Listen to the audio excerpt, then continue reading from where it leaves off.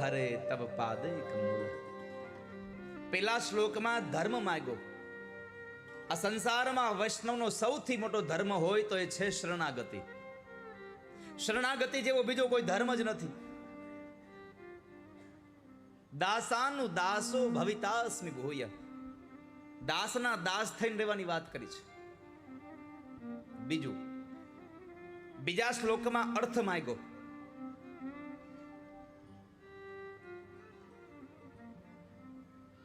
બીજા શ્લોકમાં અર્થમાં કહ્યું વૈષ્ણવનો અર્થ એટલે શું? પૈસો ના. વૈષ્ણવનો સાચો પૈસો છે, સાચું ધન છે ભગવાનની ભક્તિ.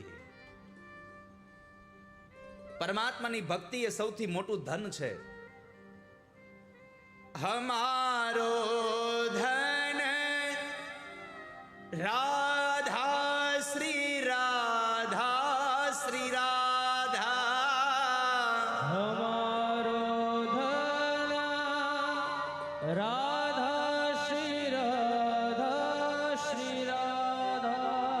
પરમ ધન રાધા રાધા રાધા. ધન રાધા શ્રી રાધા. હમારો ધન રાધા શ્રી રાધા શ્રી રાધા.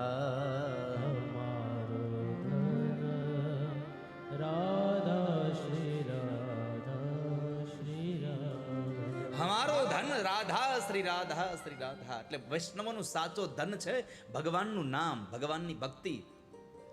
વૈષ્ણવનો કામના શું? વૈષ્ણવને એક જ કામના હોય, મને પરમાત્માના દર્શન થાય, મને પ્રભુના દર્શન થાય. અને ભગવાનના દર્શનની લાલસા કેવી જાગવી જોઈએ? જેમ ઉનાળામાં તમે ચાલીને જતા હો અને ગળું સુકાય અને જે પાણીની તરસની લાલસા જાગે, એવી લાલસા પરમાત્માના દર્શનની જાગે ને તો ઠાકોરજી દર્શન દેવા આવે. બાકી એમને એસીમાં બેઠા રહો દર્શન દેવા ન આવે. તો ભગવાન આવે, તો પ્રભુ આવે વાલા. ત્યારે આગળ છેલ્લો શ્લોક મુક્તિની વાત આવે. તો ભગવાનનો ભક્ત કોઈ દી મુક્તિ માગે જ નહીં. હરિના જન તો મુક્તિ ન માંગે, માંગે જન્મો જન્મ અવતાર. નિત નિત સેવા કીર્તનયોચ્છવ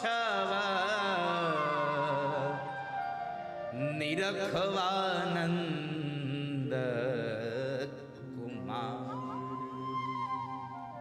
હરિના જન તો મુક્તિ ન માગે, માગે જન્મો જન્મ અવતાર. હે પ્રભુ, અમને વારે વારે જન્મ આપજો, વારે વારે માણા બનાવજો. અરે માણા ન બનાવો તો કાંઈ નહીં, પશુ બનાવજો, પણ કૃપા એટલી કરજો કે તમે જે યોનિમાં જન્મ આપો ને એ યોનિમાં તમારા વૈષ્ણવનો સંગ થાય ને એટલી કૃપા કરજો મારા ઉપર. તમારા સત્સંગ કરવા વાળાનો સંગ થાય અમને.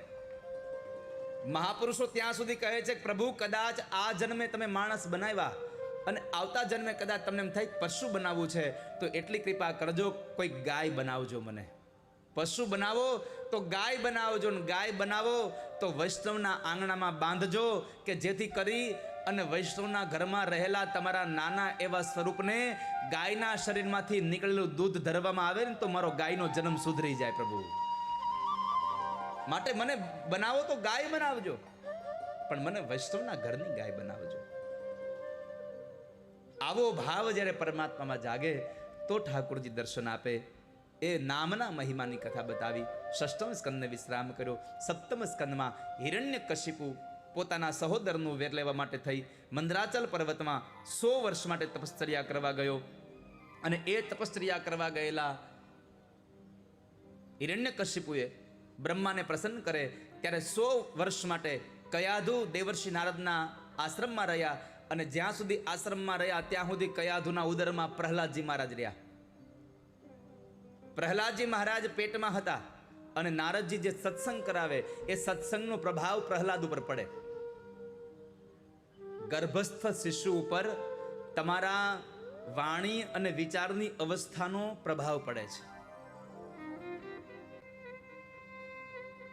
માટે શાસ્ત્રો એમ કહે છે કે જ્યારે સ્ત્રીના ઉદરમાં કોઈ સંતાન હોય, કોઈ બાળક હોય, ત્યારે એ સ્ત્રીએ સારા સારા પુસ્તકોનું અધ્યયન કરવું, સારા સારા સત્સંગોને સાંભળવા, કથાઓ સાંભળવી, ભગવાનની વાર્તાઓ સાંભળવી, સારા સારા દ્રશ્યોને જોવા, સારા સારા પોતે વિચાર કરવા, જેથી કરી અને એ સારા વિચારનો પ્રભાવ તમારા ઉદરમાં રહેલા બાળક ઉપર પડે અને એ બાળક જન્મે ત્યારે તમારા વિચારો સાથે જન્મે, જેથી કરી તમારું બાળક તેજોમય હોય છે. એટલે જ તો માં જીજાબાઈ પણ કહેતા હતા,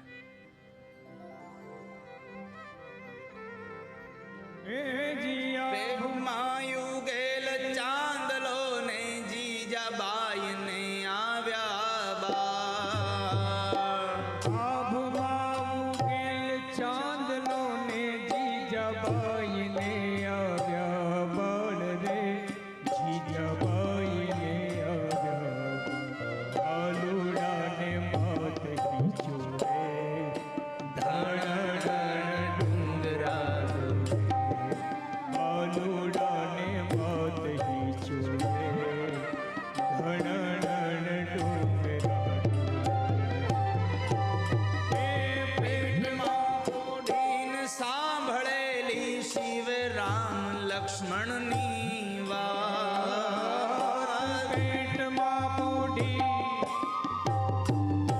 પેટમાં પોઢીને સાંભળેલી બાળ રામ લક્ષ્મણની વાત રે, શિવે રામ લક્ષ્મણની વાત.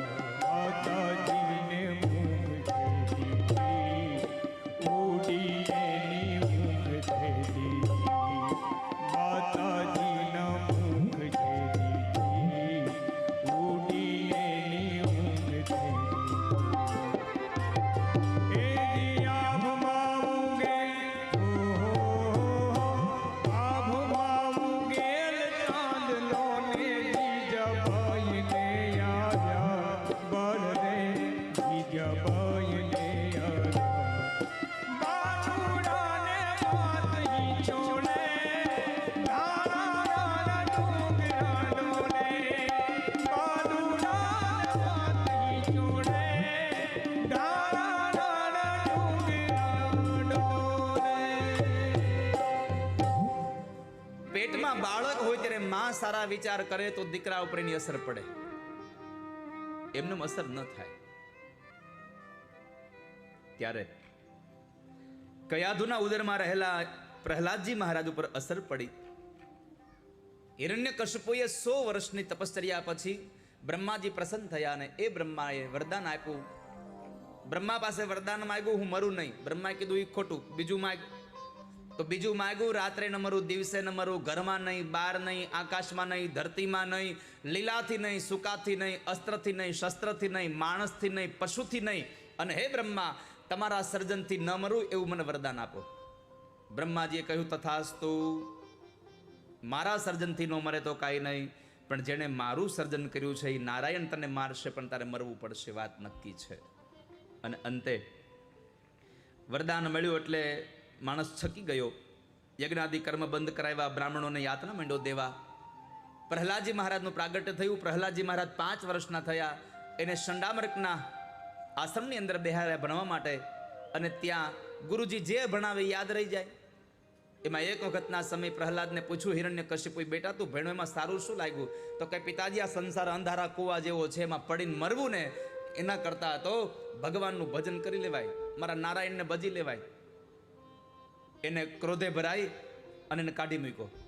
બીજી વખત બોલાવ્યો કે પ્રહલાદ તું ભણે છે એમાં સારું શું બેટા? તો કહે છે પિતાજી નવધા ભક્તિ હારી છે, નવધા ભક્તિ કરો અને મારા ઠાકોરજીને મેળવી લ્યો. પાછો એને કાઢી મૂકે છે. એક વખતના સમયે આશ્રમમાંથી એને બોલાવવા માટે સૈનિકોને મોકલ્યા. તો તે દિવસે ગુરુદેવ આશ્રમમાં હાજર નહોતા અને પ્રહલાદને ભણાવવાનું કામ સોંપેલું. પણ પ્રહલાદ ગુરુદેવ જે ભણાવતા હતા એ ન ભણાવ્યું. તો માના ઉદરમાં જે નારદ પાસેથી સાંભળ્યું હતું એ જીવનનું જ્ઞાન સંભળાયું. અને છોકરાઓને ભગવાનનું ભજન કરાવતા હતા, ધૂન કીર્તન કરતા હતા. સૈનિકો આવે અને પ્રહલાદને બોલાવવા જાય ને પ્રહલાદને અડે એ ચોટી જાય. 1 2 3 આમ કરતા કરતા કેટલાય સૈનિકો આવ્યા અને ચોટી ગયા. કોઈ પાછા ન આવ્યા. અંતે હિરણ્યકશિપુ આવ્યો અને હિરણ્યકશિપુએ બધું બંધ કરાવી અને પ્રહલાદને મારવા માટેના પ્રયત્નો કર્યા. કહેવાય છે કે પર્વત ઉપરથી ફેંકો, નદીમાં નાખી દીધો, ઝેરી સર્પના ડંખ દેવડાવ્યા, ઝેર ખાવાની અંદર ભેળવીને મારવાના પ્રયત્ન કર્યા, હાથીના પગ નીચે કચડાવ્યો અને અંતે હોલિકાની ગોદમાં બેસાડી અને એને બાળવાના પ્રયત્ન કર્યા. પણ પ્રહલાદનો વાળ વાકો ન થયો. કારણ મારને વાલે સે બચાને વાલા બહોત બડા હોતા હૈ સંસાર મેં. એને કંઈ જ ન થયું. અને પછી પ્રહલાદને બોલાવીને કહે છે, પ્રહલાદ ક્યાં છે તારો નારાયણ? પ્રહલાદે કીધું, પિતાજી ક્યાં છે મારો નારાયણ ન પૂછો, ક્યાં નથી મારો નારાયણ. આ સંસારમાં ક્યાં નથી? હરિવ્યાપક સર્વત્ર સમાના. આ દુનિયામાં સર્વત્ર ભગવાન નારાયણ છે અને સ્વયં પરમાત્મા નારાયણ બોલા છે, યત સ્યાત સર્વત્ર સર્વદા. આ સંસારમાં બધે જ હું છું અને બધા મારામાં છે. અને એના કરતા જલે વિષ્ણુ સ્થલે વિષ્ણુ, વિષ્ણુ પર્વત મસ્તકે, જ્વાલા માલા કુલે વિષ્ણુ, સર્વમ વિષ્ણુમયમ જગત. આ સંસારમાં સર્વત્ર પરમાત્મા છે. જળમાં, સ્થળમાં, વાયુમાં, અગ્નિમાં, પર્વતમાં, જ્યાં પણ જુઓ ત્યાં. અને ત્યારે વૈશાખ મહિનાની અંજવાળી 14 હતી અને સંધ્યાનો કાળ હતો. અને એક સ્તંભ એને લાલ બનાવી, લોખંડના સ્તંભને સળગાવીને અને કહ્યું, તારો નારાયણ છે આમાં? પિતાજી છે ને આમાં? તો બાથ ભીડી જા. બાથ ભીડવા જાય પણ ડરી ગયા પ્રહલાદ કે હું બળી જઈશ તો.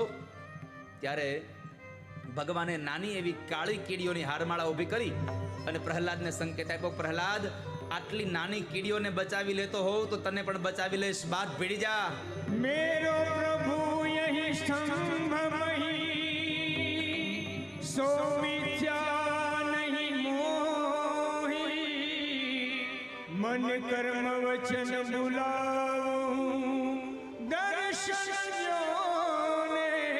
मोह. બીજી એક કથા એવી છે કે પથ્થરનો સ્તંભ બતાવીને હિરણ્યકશિપુ પૂછ્યું કે આમાં છે તારો નારાયણ? તો કહ્યું, પિતાજી છે. હા પાડીને એ સમયે હિરણ્યકશિપુ પોતાની ગદાને લઈ અને પથ્થરના સ્તંભને જ્યાં તોડવા જાય ત્યાંમાંથી ગુડુડ ગુડુડ અવાજ આવ્યો. પથ્થરનો સ્તંભ ફાટ્યો અને ભગવાન નરસિંહનું પ્રાગટ્ય થયું. બોલ નૃસિંહ નારાયણ ભગવાન કી. ભગવાન નૃસિંહનું પ્રાગટ્ય થયું. અને અંતે જેમ એક બાજ પોતાના શિકારને પકડી લે એમ હિરણ્યકશિપુને પકડી અને ભગવાન ઉઠાવીને લઈ ગયા. ભગવાન ઉમરામાં બેઠા અને પોતાના ગોદની અંદર હિરણ્યકશિપુને રાખી અને પૂછ્યું કે જોઈ લે હિરણ્યકશિપુ, તે માગ્યું એમાંથી કઈ ઓછું તો નથી ને? રાત્રે ન મરું, દિવસે ન મરું, આ સંધ્યાનો સમય છે, ન રાત ન દિવસ. ઘરમાં ન બહાર, ઉમરામાં છો, આકાશમાં નહીં, ધરતીમાં નહીં, મારી ગોદમાં છો. અને મારું સ્વરૂપ જોઈ લે. મારું મસ્તક એટલે કે મારું મોઢું સિંહનું છે, શરીર મારું માણસનું છે. એટલે નથી હું પશુ, નથી માણસ. મારા નખ બતાવ્યા. ભગવાને કહ્યું આને લીલા ન કહેવાય, સૂકા ન કહેવાય, અસ્ત્ર ન કહેવાય, શસ્ત્ર ન કહેવાય. અને છેલ્લી વાત, મારું સર્જન બ્રહ્માએ નથી કર્યું, મેં બ્રહ્માનું સર્જન કર્યું છે. આટલું કહી અને પરમાત્માએ તમામ દેવી દેવતાઓની પ્રાર્થનાને લઈ અને હિરણ્યકશિપુના પેટને ચીરી એમાંથી આંતરડાઓ કાઢી પોતાની ડોકમાં પહેરી ભગવાન ખૂબ ક્રોધિત થયા છે. દેવતાઓએ પુષ્પની વૃષ્ટિ કરી, ભગવાનનો જય ઘોષ કર્યો. બોલ્ય નરસિંહ નારાયણ ભગવાન કી. ભગવાન નૃસિંહનો જય ઘોષ થયો. દેવતાઓએ સ્તુતિ કરી ભગવાનની, પણ પરમાત્મા શાંત ન થયા. બ્રહ્માજીને થયું કે લાવો, આ કોઈનું નહીં માને પણ ઘરવાળા માની જાય. આ દુનિયામાં કોઈનું માને કે ન માને પણ પત્નીનું માની જાય માણા. એટલે પત્નીને બોલાવી આવી. હાલો, ત્યાં તો લક્ષ્મીજીને બોલાવ્યા, હાલો તમારા ઘરવાળાને શાંત કરો. બરાબર ત્યાં લક્ષ્મીજી આવ્યા ને ભગવાનને જોયા તો એ તો મૂર્છિતથી પડી ગયા. આ મારો ઘરવાળો જ નથી, કે મારો ઘરવાળો છે જ નહીં. જ્યારે કોઈનાથી ભગવાન શાંત ન થયા ને કે શું છે કે ધણી ગમે તેવો હોય પણ પત્ની તો ગમે તે ઘગલાવી લે. હા, બે માણાની હાજરીમાં કહી દે તમે ચૂપ રહ્યો, તમને ખબર ન પડે. એને ખબર નહોતી પડી એટલે તારે લગ્ન કર્યા, નકર થોડો કરે. એને ખબર નહોતી પડતી એટલે લગ્ન કર્યા છે. એને ખબર હોત કે તું 12 32 હોળ છો, તારે લગ્ન કરે ન કરે.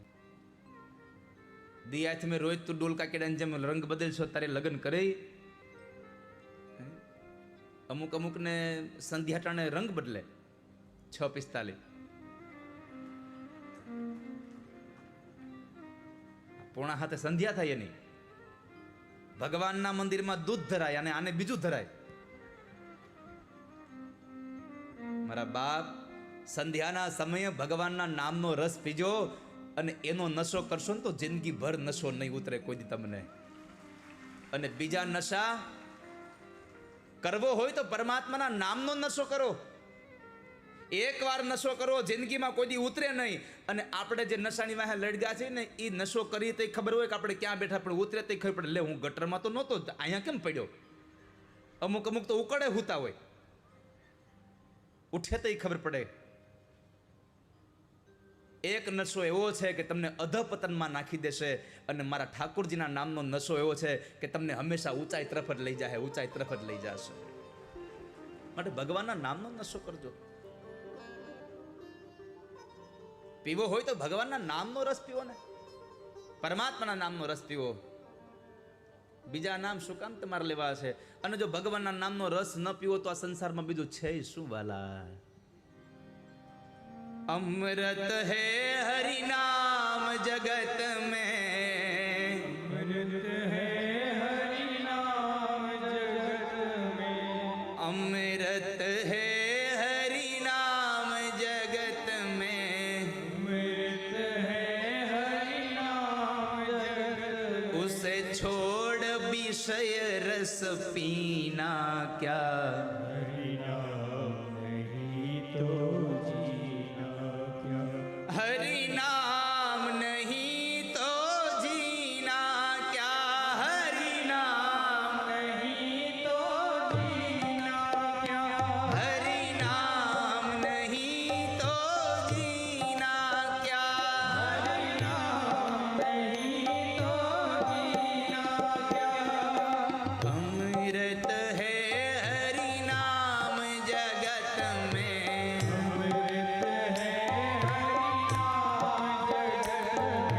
अमृत है हरि नाम जगत में, अमृत है हरि नाम जगत में, अमृत है हरि नाम जगत, उसे छोड़ विषय रस पीना क्या, हरि नाम नहीं तो जीना क्या, हरि नाम नहीं तो जीना क्या, हरि नाम नहीं तो जीना क्या, हरि नाम नहीं तो जीना क्या,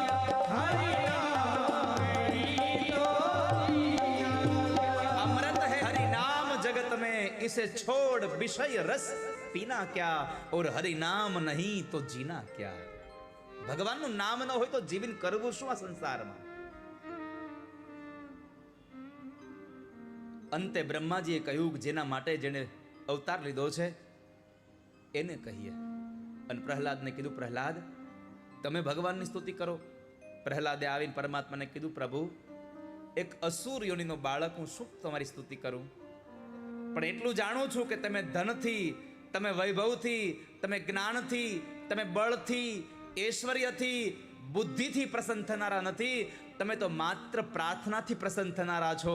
એટલે હું તમારી પ્રાર્થના કરીને એટલું કહું, બ્રહ્માદય સુરગણા મુનયો થ સિદ્ધા સત્વે કતાનમતયો વચસામ પ્રવાહૈ.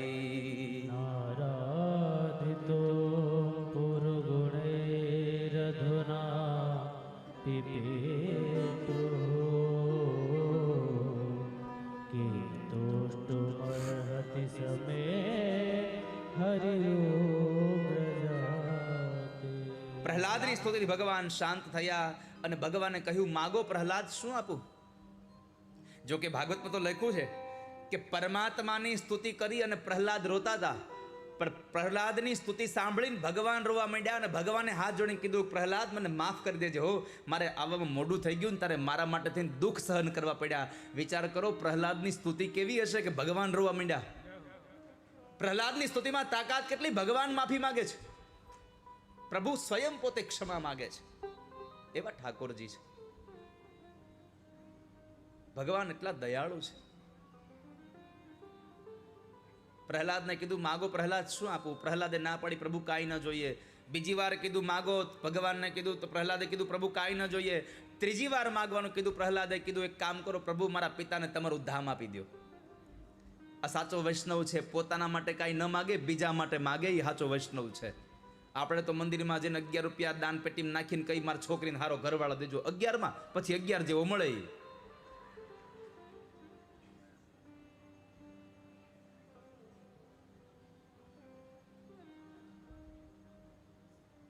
પરમાત્માની પાસે કશું જ માગ્યું નહીં. પિતા માટે પોતે મુક્તિ માગી તો ભગવાને કહ્યું, પ્રહલાદ તારા જેવો દીકરો જે કુળમાં જન્મે ને એના પિતૃઓને ક્યારેય પણ શ્રાદ્ધની જરૂર ન પડે, એને તો એમનેમ જ ભગવાનનું ધામ મળી જાય છે. કુલમ પવિત્રમ જનની કૃતાર્થા. આ સંસારમાં જે કુળમાં ભગવાનનો ભક્ત જન્મે એ કુળ પવિત્ર થઈ જાય છે, એની માં કૃતાર્થ બની જાય છે, અને જે જગ્યામાં ભગવાનના ભક્તનો જન્મ થાય એ જગ્યા પવિત્ર બની જાય છે. કુલમ પવિત્રમ જનની કૃતાર્થા. માટે પ્રહલાદ તારા પિતાજીને તો ધામ મળી ગયું, પણ હવે તારા માટે માગ. અને ત્યારે પ્રહલાદે માગ્યું એવું આપણે બધાને માગવાની જરૂર છે. અર્થ ન ધર્મ ન કામ રુચિ ગતિ ન ચહુ નિર્વાણ. અર્થ ન ધર્મ ન કામ રુચિ. મારે કશું જ ન જોઈએ પ્રભુ, પણ જોઈએ છે તો એટલું જોઈએ. જન્મ જન્મ રતિ રામ પદ યહ વરદાન આ. મને એક વરદાન આપો કે મને જન્મો જન્મમાં તમારી ભક્તિ મળે. પ્રભુ ઠાકોરજી તમારો ભાવ થાય મને. પ્રહલાદ કાંઈક માગી લે. અને ત્યારે પ્રહલાદે કીધું, પ્રભુ તમે આટલો આગ્રહ કરો છો, હું માગતો નથી, એટલે મને એમ લાગે છે કે મારા જીવનમાં ક્યાંક આશાઓના અંકુર પડ્યા હશે તો જ તમે આટલો આગ્રહ કરો, નકર તમે આગ્રહ ન કરો. તો મારે એટલું જ માગવું છે કે મારા જીવનમાં કોઈ જગ્યાએ કંઈક માગવાની અપેક્ષા પડી હોય ને તો એ અપેક્ષાના છોડવાને મૂળ સહિત ઉખેડીને નાખી દો. મને તમારા દર્શન સિવાય કોઈ લાલસા ન થવી જોઈએ જીવનમાં ક્યારેય પણ. મને તમારી ભક્તિ સિવાય કંઈ કઈશું ન જોઈએ. માગવું હોય તો એવું માગો, પરમાત્મા પાસે ભગવાનની ભક્તિ માગો. બાકી તમે જેવું ને તેવું માગશો તો પરમાત્મા તમને આપી દેશે એટલો સહેલો નથી વાલા. ભગવાન જેન તે માગશો તો આપી દે એવું જરૂરી નથી. અને આપણે તો ભગવાનને 1 રૂપિયો ધરીને પાછા 100 રૂપિયા માગીએ.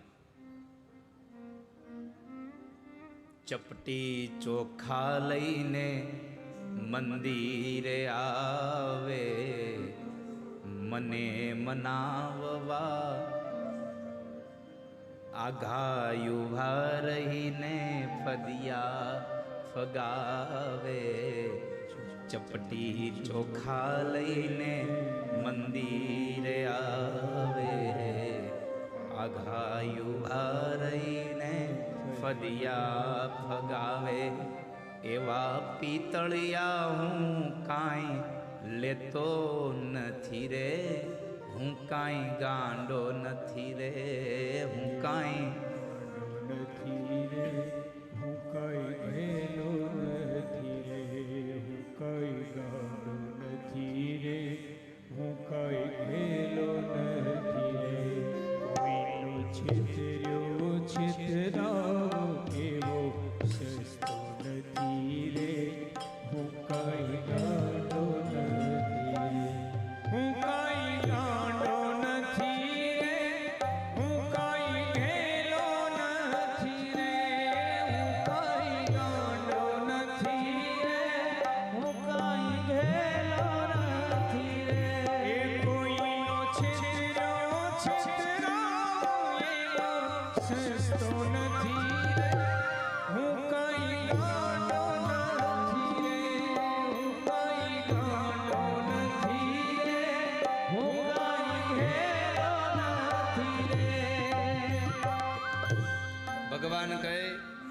મારા મંદિરમાં આવીને ચપટી ચોખા નાખી જાઓ અને આઠાનાના ઘા કરી જાઓ તો એમ હું કાંઈ રાજી થઈ જાવ એવો કાંઈ સેલો નથી હાવ. હં? અને પરમાત્માએ કીધું છે કે જો તમે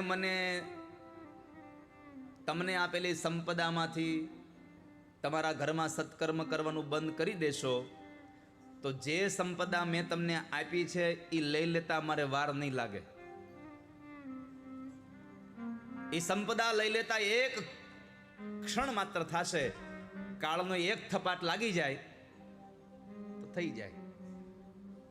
અહીંયા પરમાત્મા પાસે માત્ર વિષયની વાસનાઓ છૂટી જાય એટલું માગી અને પ્રહલાદજી મહારાજ આપણને બતાવ્યું કે આપણે ભગવાન પાસે બીજું કશું ન માગીએ, કેવલ પરમાત્માની ભક્તિ માગીએ. આ કથામાં બે ઉપદેશ છે. પરમાત્મા મળે તો પરમાત્મા પાસે ભોગ ન માગશો, અને બીજું હિરણ્યકશિપુથી આખી દુનિયા ડરતી હતી. એને કોઈ ન પૂગ્યું. હિરણ્યકશિપુને કોઈ ન પહોંચી શક્યું, પણ કોણ પૂગ્યું એને? કોણ પહોંચ્યું એને? બોલો, જાગો ગ્રાહક જાગો. કોણ પહોંચ્યું પ્રહલ એને? એનો આપણી કહેવત છે કે જેને કોઈ ન પૂગે એને એનું. હા, તો ધ્યાન રાખવું. આ સંસારમાં